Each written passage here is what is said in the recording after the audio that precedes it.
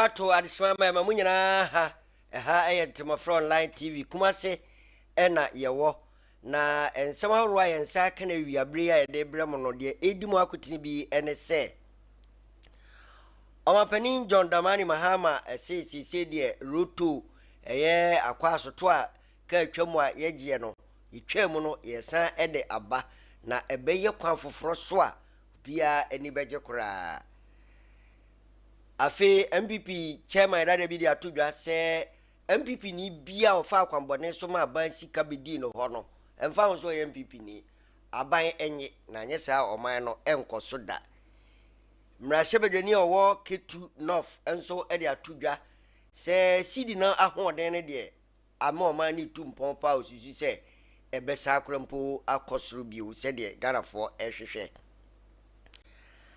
afei wona wawie school ahodo a ye nurse for no dodo na nso atifi a omse sisi de breketua bi na wode ma bai ombeto mo hogu monten so se wawie school party fie na wonya adwuma enye kemi nso ede atodwa se dobani bi obeya so brachi bia se ye tebo so na wo se wo mpere de enya de ode ne ho beche no kra aban bebam wenum ene de keka ho ena medimu enchiremu ebramo ma ho ode nyina ewiabere eye odifo Samuel Prayer and Counseling Center ye kodifo Samuel Prayer and Counseling Center na ye kambia akoho a odifo ebenya ho adaje na se ye dwuma sem ne do anim court asem bi ahensem ebi nso a na adwuma no mpo ope dibre a ekọ animu obre na so apa ho wonso twa na yetwa fa ho aware mu nsem aware no nso mukura ebu ana ye honhom mu de hwe ni yi pa kwantuo de ka ho odofo ena fe bia na sika kura wo fie mu tietia so mu hu ba bi pote ehye eba ne sei monko di for Samuel ho no ma mo ho akwanche tuakire mo na munku yi mu ade mfa mmobra e wo fie ho kumase a ahembobo anope ejaba family house ho ena wowo ndi hyene nso na fa no ma hodo ni bia so wo fie na ama no ne emo ha ntena so nche kono nche na ubinya asomdwe ama okra ewiabre midindi no na opoku ajeman me ba na fensem no machire mu nkronkronkro edi ama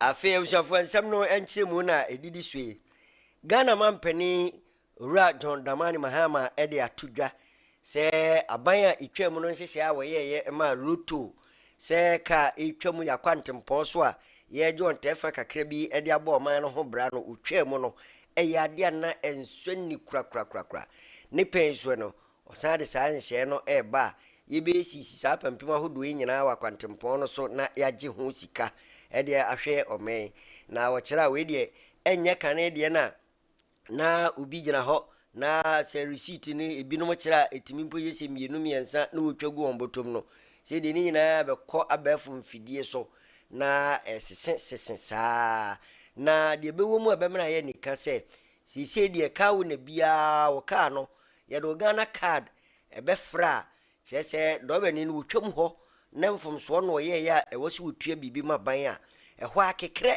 eyi ni mfoni ni nyina ba na yi won so ka wo na no o de aba na kyerɛ wo nkyerɛ mu nyina enti ebo a wo se yɛgye wo no o wɔ hɔ na mobile money nso adaworo ma ɛka ho bi kekere na begu phone so na wo hu se medo be ni no wɔtwam ba bi wadi nsɛmfo eti aban enti sei ɛna obetua hɔ ano ama ho ayɛ ha no wakotua ba sa koro no nkɔfo bɔ no to butu ahodo mu a dodo na akasa ho akasa ni nyina to betwa mafi ebe ya kono kwa dabe ni bia nso ani beda ho a ohwe na oni nsamfo kwa so. A request for a reference on Moses from DR Congo, and you can better give you a very positive reference of Ghana's ID card. And the person was asking about Ghana's ID card, and I said, oh yeah, Margins did it for us. He said, did they do a good job? I said, yes, they did. So explore that market. When you spoke, I mean, the opportunities are endless. We said in the budget that we're going to reintroduce road tolls. And so they've been talking about, what the modality should be and all that. But the good thing today is every car is linked to the owner's Ghana card. And so we don't need to have the old toll gates and those cards that you stand and open and all that. We'll just go straight digitalized. If it's 1 cedi, 1 cedi, if you cross the East Legon Bridge, Governor and Finance Minister will all be happy. We'll just take a picture of your car, and then it will take the bill to your mobile money or your bank account and just pay 1 cedi, only 1 cedi. So things are looking up. I'm happy to see my friend Subi. He sold me my first EV car, a little nippy Wuling Chinese car. And today my boys quarrel over who should use it because they don't pay petrol, they don't pay electricity. The charger is in my house. So they come and park it and plug it in. And when it has a full charge, 330 kilometers, they are good to go. And so, Subi, I'm happy to see you again.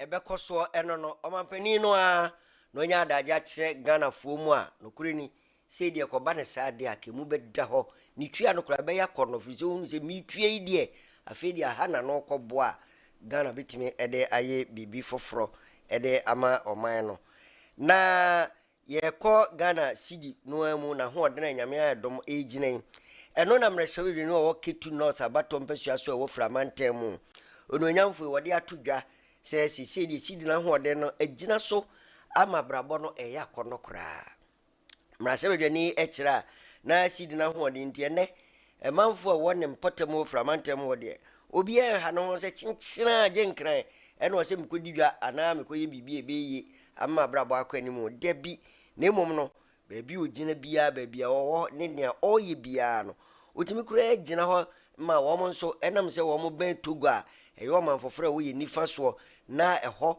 enye cedi no wo mu die na emom sika foforo sifa no eno kura nso boa ama eho no nso adwadie no kokwan sonko so kura ama ne manfo no eni age pa no wawirehye mu se ekwa bia so aba no bebo no homodere na hoɔden no kura san apagya de atia ama hodo sika kɛseɛ no a edi enya frifie tetetete no ama yabrabɔ nso enya agyina so mama yentie mrahye badwani Edem Abana Eric.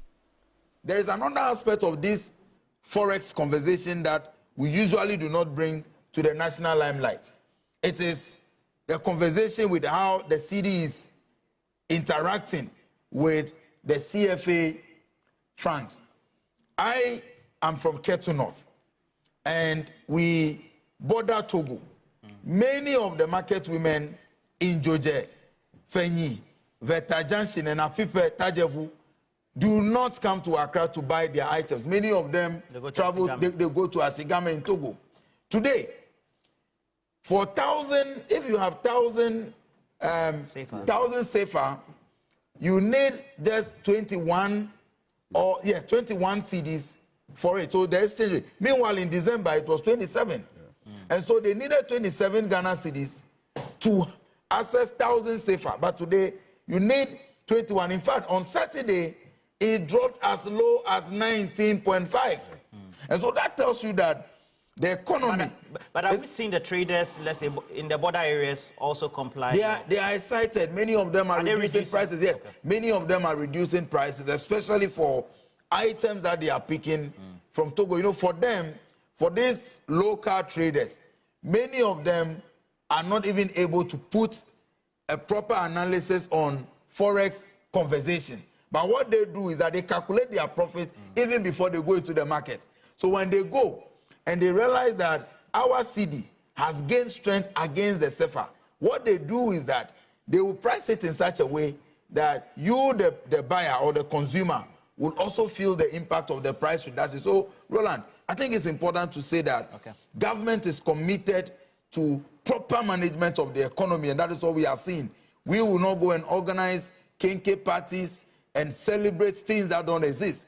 We are committed to ensuring, and I will be very happy, and I know very soon the cedi will break the 8, and we get to a point where we'll break the 8, and then the dollar will be less than 8 Ghana cedis. I am confident in Dr. Ato Forsen, in Sami Jemfi, and in Dr. Johnson Esiama. They are doing a great job in managing the economy. The forex is doing well. Ghana is on the right path. I think you call Apumene Ashe, a whole and allied health professionals.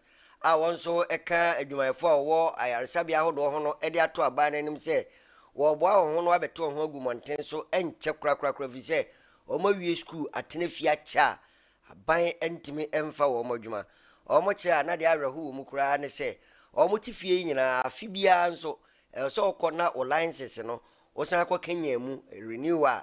Na afi ama enimudo no ayedu na obi otifi onye dwuma nanso so sika abanje no de oje nda ne bede na ombetua omo kira de san twe won wo kra ne se sisi okwa yaresabia hodo wo memu a efan mu de da ho a wonya dwuma yefo omo so so tifi enimdie wakwaje wie eba ne se e na omo tifi ti abantu no hofo na omo de omo sisi omo ho asie.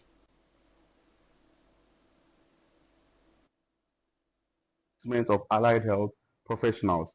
Despite completing our mandatory national service, passing our licensure examinations, and remaining committed and ready to serve the nation, many of us have remained unemployed since as far back as 2019. This is a very disturbing reality in a country where public facilities are plagued with chronic staff shortages, particularly in the areas of diagnostics, disease surveillance, rehabilitation, and health information management. It is unacceptable that highly trained professionals such as medical laboratory scientists, physiotherapists, radiographers, health information officers, disease control officers, community mental health officers, nutritionists and dietitians, and others are idle at home while patients suffer and health workers post at overstretched. Ghana cannot continue to claim it is committed to universal health coverage while it sidelines the workforce needed to achieve it. Adding to the injustice, we are required by law to renew our professional licenses annually at significant personal cost, even though we are not employed and not permitted to practice. This is deeply unfair and further exacerbates the emotional, psychological, and financial hardship that we already are burdened with. We also decry that systematic discrimination in the health sector recruitment, while some of the other health professionals are automatically posted after their internship, allied health professionals are ignored, delayed, and neglected.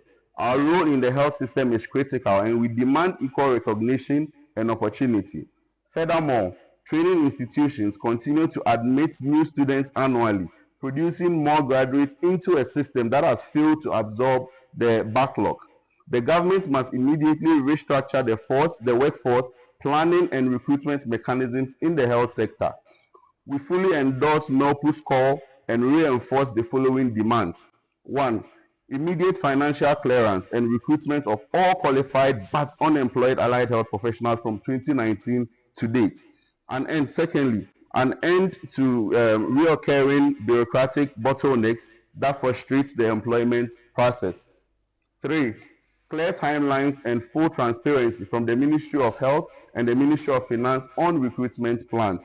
4. A comprehensive national policy for sustainable health workforce planning, equitable recruitment, and investment in human resource for health. 5. Equal and fair treatment of allied health professionals in the health sector decisions. This is a matter of justice, equity, and national interest. Continued neglect of our plight is a threat to public health, social stability, and the future. Okay, ebusuafo no omo ha no doso to omo dom susue nyina aka ho sa ban e fa omo a sisi de omo kira ban so de wonye madwuma no ye fa nipa no enya akono no oba wanya akomapa asom ne man yefro de ane ko abrante Bernard Ntwibo si akon ho ono no obi anim so ya santewantem ha MPP jom training na wotwene wie ko ba se aposifo ekono ho se ka wokope no ache no na eno ye ne se wo monko enra de ode no bekwa akokire panyampa ode no ho akokire na no achi na wo nensenjofo bonkomo obra wo mu bisa ne se na de ena na aposifo kintina wam seyi pewo ache wo bra wo kro no wone aba lawyer pani a no san hwa tenten ne so owura gofredo damene MPP amanyuku no mpanimfo bebre na ekoye na opi ya na asem a woka ne se nyame ya dom nya de omde ne tum mu fi se na lawyer fo nyina aka no nemum omo bo no kwa du bia ojuse sa kwa du no enim enya no kore kwa du a wo kire ne se omo se wo no utu efom agudie bia emfa mra kwa so illegal mining a ye galamsey ebio kokobodofo etue sikabum bi ma no amanfo tie mu se ei wonko na sikani adai enso saa nneema ne nyina anya nokre na de ema ne nya nokre ne se wosan wo ho adanse eche se nya nokre ndi za posifo ne zu se wo mo bibi a chenchena de ono so ka ne nya nokra o mo mfamra bo me you say me na me galamsey na me produce me lances a list at the chair say menye illegal mine now say menye galamsey enti me de me lances no at the chair ama omu the toso bio almost aka say me adwuma ewo forest and also me catch up say enye me konko ye adwuma ewo forest ye aye so mo evidence omo betimi ade ahre na emre bi me apply lances wo ho enso so forestry commission and lands commission and mines commission omo ye say omo de ho nam forestry commission for so omo hwa ho into omo and eye custodian na omo ye responsible omo hwe eho enko ho da ti so bi ye adwuma wo ho ne ade a enye me di enye bibia enu ana ebie omo ama bill two sureties ana CCR yama bill CCR bill Chairman bill no how much is the bill again nyina na metina aka na CCR aye yama me bill two sureties aye I'm moving about Cocoa Board any company Hallmark dealings with no Cocoa Board anya no credit sama je Cocoa Board for sika obia no so wo kọ no wakwakoye road anya ban na mawusika anya wo mum na odi usika ebekọ contractor no wo na odi usika bekọ na odi akwakoye road ubia na highways for no Cocoa Board for no omo do omo engineers ababa value aye road na woye na omo de boa rate omo de ma or no omo de atoso e free BB certificate no ma raise me ne Cocoa Board for contracts na wo mu say 28 days they should pay me but ye raise we no it take about 3 years and say no omo tuya me so Cocoa Board cannot tell me say na omo ni wunturika obia no so obeye ketu obeye kesi o na mpaso so obia no kwakoye adwuma de medwen say adwuma nya de a eye bone medamas Abrantie Wontumi eno no so anya adaje na kwadu ahodo omde abono ebinom so kasechi nyina no wachire mu ede achire ganafoi na ifrodi ana ye kotakwa eye mines wo takwa go first ho ena company ede enhie bia o se besi mfie num a edi wanim no obeboa wona woye kuku adwuma pa nipa no be se ha san de wababwa wano na akande ahodo a de ye kuku nyina wamo mu bie omo kire se saa kwan be ye kwan foforo be ma nkofo ani agi ku adwuma ho enkanka kuku titu na omo adua bie manager oda adwuma na no awura Catherine Kuto ena wone nsenchofo bon komo no cheche saa adwumedie e da wanim be se emfie num emu. It will also support the farmers to expand and have a sustainable farming through the seedling distributions. The intended outcomes for this support program, not limited, will be to see a 60% increase in cocoa production per yield per farmer. 250 farmers expanding their farm size by at least 25% through the seedling distributions. Improved household incomes and livelihood resilience. Strengthen local farmer groups or corporate entities through capacity building and support. Reduction in the use of unapproved agrochemicals. Contributions to national cocoa production targets and expanding performance. We will also expect an improved environmental sustainability. Afe yaba MPP amanyokuo num ura kwasinti ebre bi atwam ukọ adanse fomna ono ena no ye MPP dwomtreni ewo ho wasi ni pein se pempe yesi ni pein ye mfente se obia we ye MPP ni ba so ye oba na ba ma se ekobasa posifo ewo ensusue bi se wadi sika no wache no de ne kokot na no kure na ekobọ no a omfa ne ntum ura kwasinti kira se ya mpe kwa foforo bi so a ene adwon foforo ye se ya de becheche Ghana me na ye se we nem nipa no waye bone kura minta na chi dia ene o meye nkuye nim da orenti e kira na saadi edu o meyi nya ache pa enti ebra so se MPP fo na saabire wo mo wachire na ti ase se NDC fo edu wo mo hye ase kura won ti ase da bia wo mo so beba no saa no mbeye ma beye nkakra no na aban mu krono bo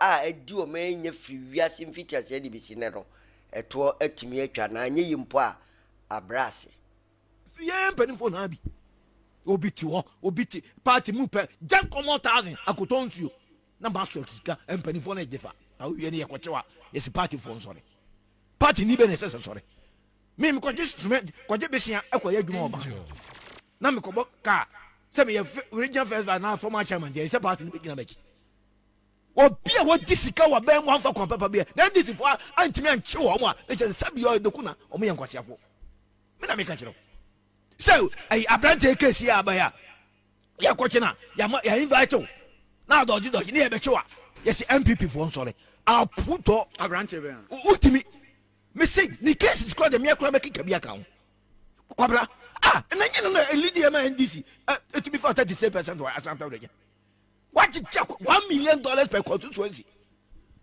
project yes you fanko polling station constituency officers no komunje sa nwan ni nyina branch ege wanye uwie obetan se yanko to abama what you hu sika untimi wanye one na kura andi na muka se yankwasiafo so me ye MPP ni nti mi mpia bontena mi nkodi untimi achi na wo ye party chama enu nkwanse MPP for aye sampo aye campaign na no kopa ya na ye na dia and the party for be do utie nsem ono akan utie nsem abronu ania office no na ban bia ba na be ya konta we wacho intimidation be no mo ye o utia ese utua o man sika de ma no utia NDC ba power and no me announcement I hope say omo friends chief of staff say from January to February me enye payment na kuma no mo fi say wa anye ne ya chi ya se bla be ya no a we enje MPP for so le medi ochi na MPP a wo ye chairman ana so wo ye organizer wo ko de na num de office wo ye na MPP say ne de tete ye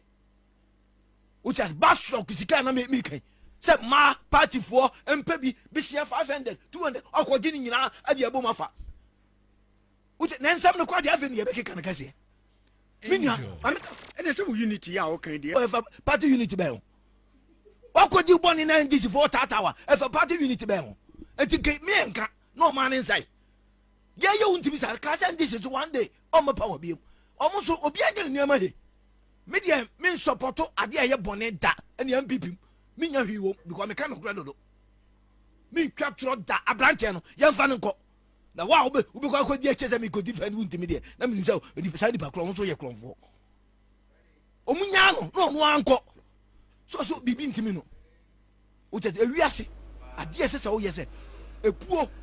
Yes, former chairman no dance formana ura kwasi inti. If you kwasi inti so a ye kwasi Pratt Junior so eho. Obi anim so no no ye 74 pen na oda inside the Democrat ano na no so na no atumbi ache chirimu. Ekwanya America dollar na hoɔden no ɛkɔ fam ne CD nso ɛkɔ soro na ebinom kyerɛkyerɛ mu sɛ de wɔpɛ no wakyerɛ mu pefe sɛ ɔmampani ɔwɔ America Donald Trump no nso nneɛma bi ɔde bae nyinaa ka ho bi ɛna ama sisi CD no nyame ayɛ adoma na hoɔden ɛkɔ soro. Masa, this Donald Trump started the tariff wars. The dollar has fallen against all currencies in the world. And we are no crap. When you propaganda, no crap. Donald Trump has said US dollar to the extent to say, Masa, Gambia, Fosika, everywhere has appreciated against the dollar. Minimum, but every other Ghana, you see the appreciation, we are higher than other currencies. Maintain, sir. But sanity, me pese meti. Opening economics is a very complex science, and yet, sir, and yet better, sir. Also, Ghana, at least you have no money. You have imports and exports. The extent of appreciation of the cedi, its impact on exports will be different on its impact on imports. Can you tell me? Inti, as you beside your home say, and in your biano, you per se increasing exports and I say per se increasing imports.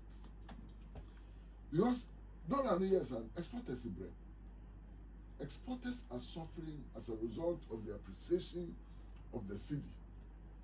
Because our exporter again not say a baha no denya no cedi no is such a near no ubenya. That's one factor. Of course, importer they are importing as a bar for ubenya home advantage. And the impact on exports and the impact on imports will be different. And we need to do a cost benefit analysis to be able to arrive at the conclusion say near cost a yama economy and near my economy. That's one aspect. Masa, a tosumi answer. And then a new man a Google shops in there. Send your run 1 year crabai. If you don't crowd 1 year ago, if you don't crowd 2 years ago, and you want more crowd at the prevailing exchange rate. And to expect them saying there. See, do not appreciate it on better prices and so on. I think it's naive, extremely naive and simplistic. And massa. Can't me what they catch ready. Where pure economics and massa.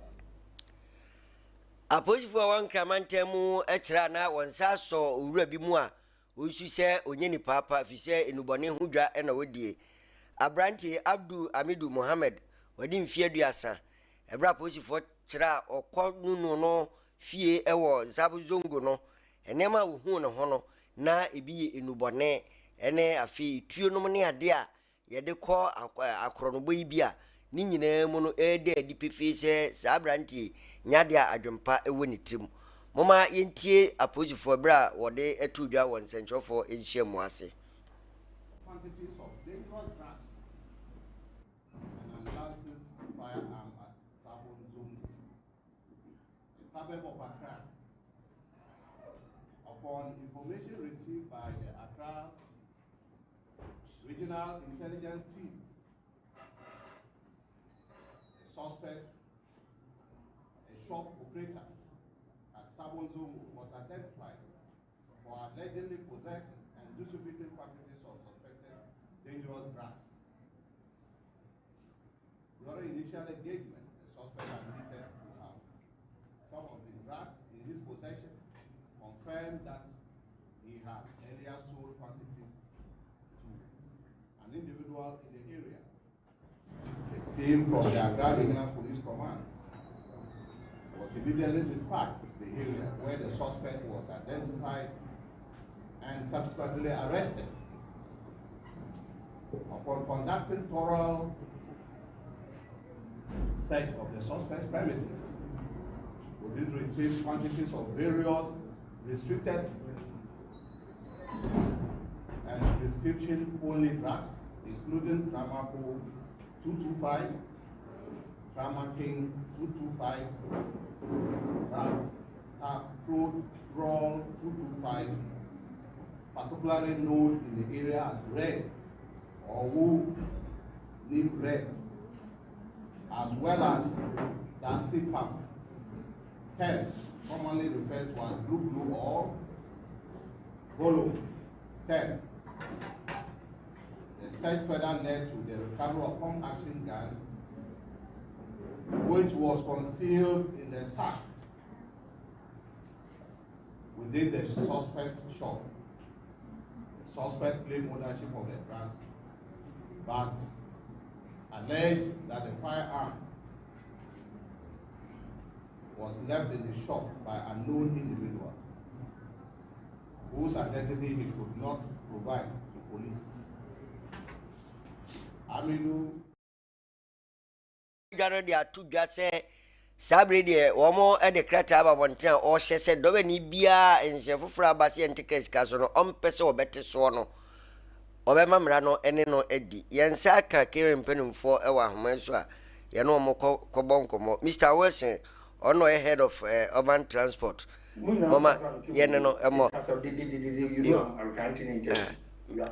yo mira bacho you can talk to it. Mira Mbacho ya Mohaba TETE MMOFRA Online TV so. Mira ya Mohaba TETE MMOFRA Online TV so. Is that awesome? Is that awesome? Minu ya Mohaho. Your call has been put on hold. Please wait. Your call. Oh. Ahumano chuo mkakra etomua na yene Mr. Wilson komeka o se news yi eyade odi for somewhere prayer and counseling center ne so mu ma yitimi edebre wo osomu na otwe mu ni nyina ena yedebre mom ye menu ambacho ya mo ha TETE MMOFRA Online TV so is awesome ya mo ha